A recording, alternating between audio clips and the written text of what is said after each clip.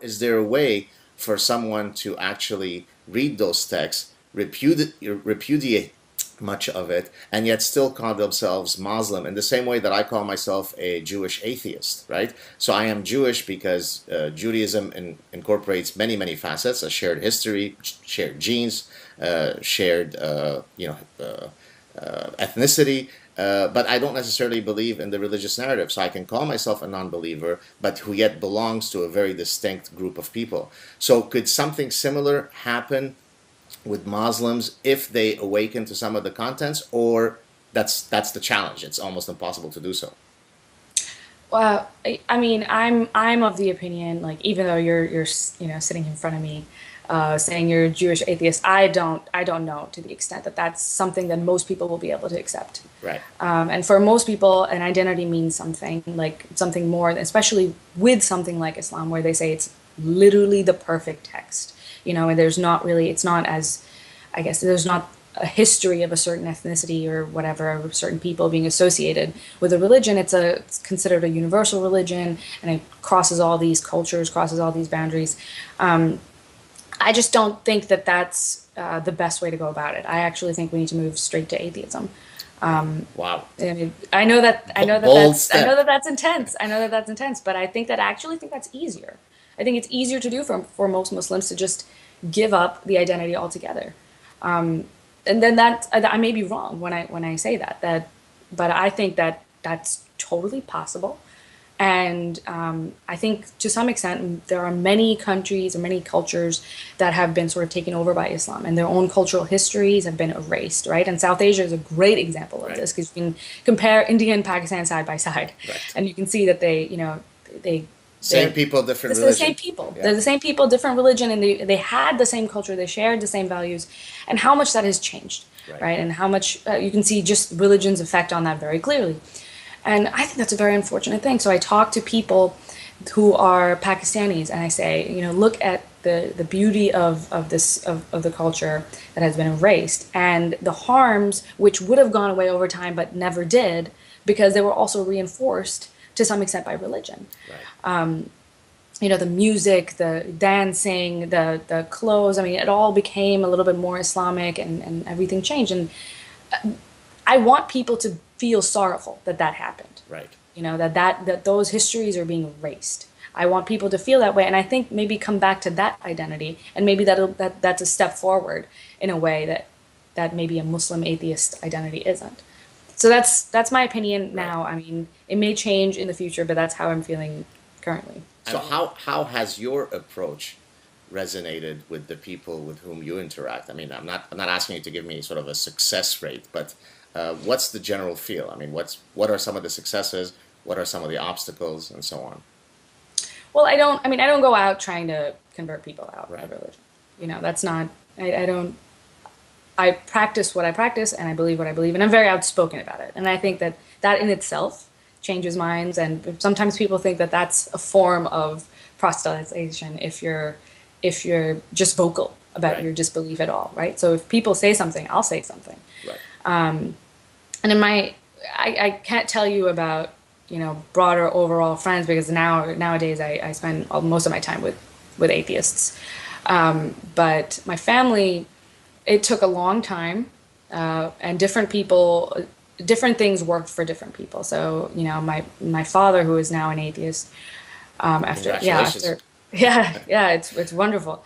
Now that he's an atheist, it took almost a decade to make that happen, but for him it was sort of a philosophical Right. thing, and of morality. And then we came then specifically to the religion, because a lot of people get really offended if you start immediately talking about the harms of Islam in particular, because they feel singled out.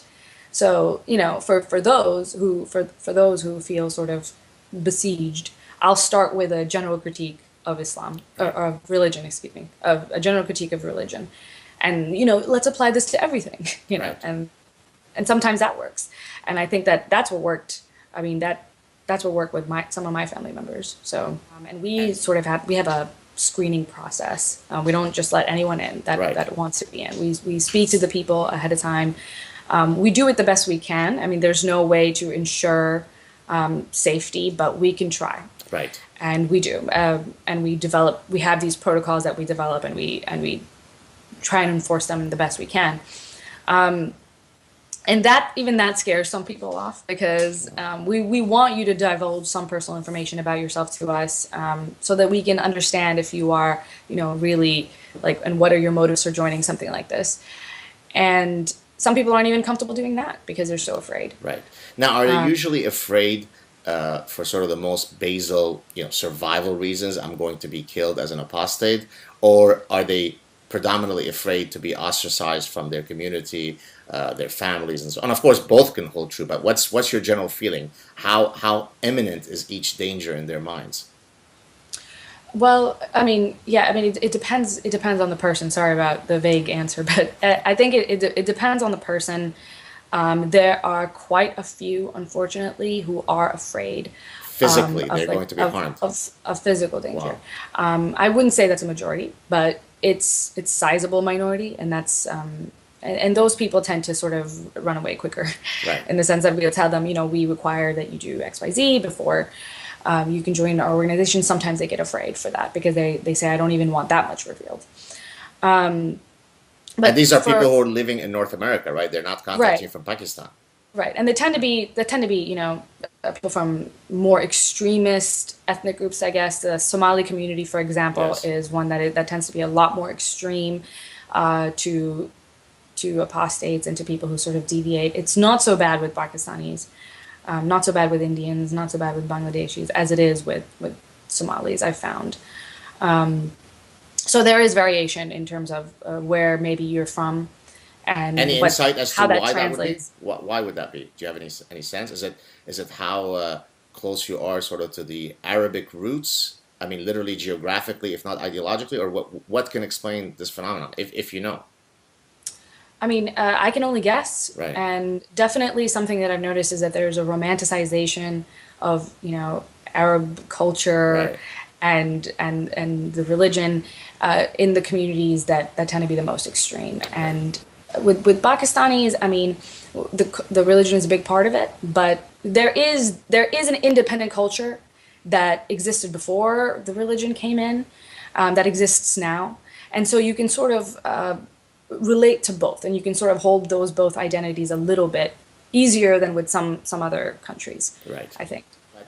In Lebanon, at the time that I was growing up there in the 70s and 60s, you almost never saw any woman wearing any Islamic garb.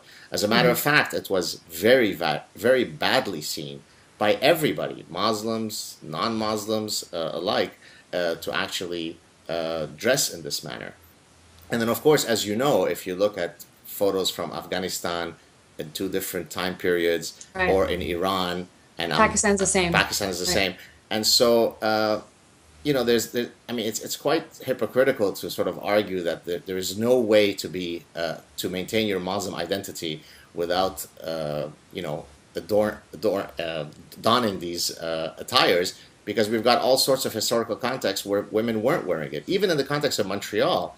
I mean, the now, of course, this is mainly due to immigration, but if you compare the number of women who today walk around Montreal streets wearing all sorts of various Islamic garbs to 10 or 12 years ago, I mean, you absolutely never saw it then.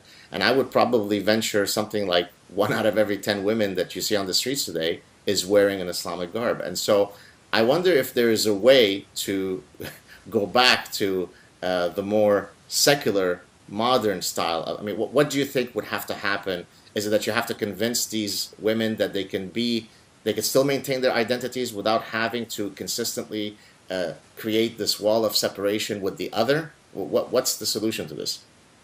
I mean, I think that's involved tied in with the rise of more fundamentalist Right, literalist Islam overall, and I wonder what that has to do with people actually reading it.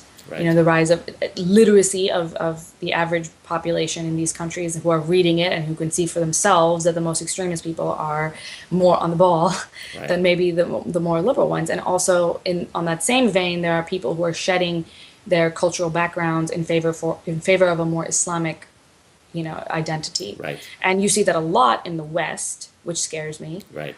You see that a lot where there's a concentrated effort to find out what was cultural, like say for in the Pakistani communities there may be, and in the mosques, there's an effort to look at what is an Islamic tradition or what's a Pakistani tradition. And Right. if it's a Pakistani tradition, let's toss it and let's embrace whatever is the Islamic tradition. I mean, unless they don't contradict each other at all and they don't Right. affect each other at all in Right. any way. So there is this growth of like a universal global Muslim identity that I think is tied into this women wearing hijab all the time, because I mean the way that they defined what being Muslim was had a lot to do with their local customs. Right. So the way women in Pakistan defined it. I mean, then there was the growth of there was a lot of Sufis in India and in Pakistan at a time, and that was. But now you can see that that's not.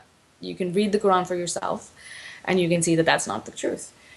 So I think things are changing, and Right. that's very unfortunate. I don't know if there's a way to go back, because we do have something that we're starting with. We do have this text, and unless you can say this text is not the complete truth or it's not a literal truth, you can't go anywhere.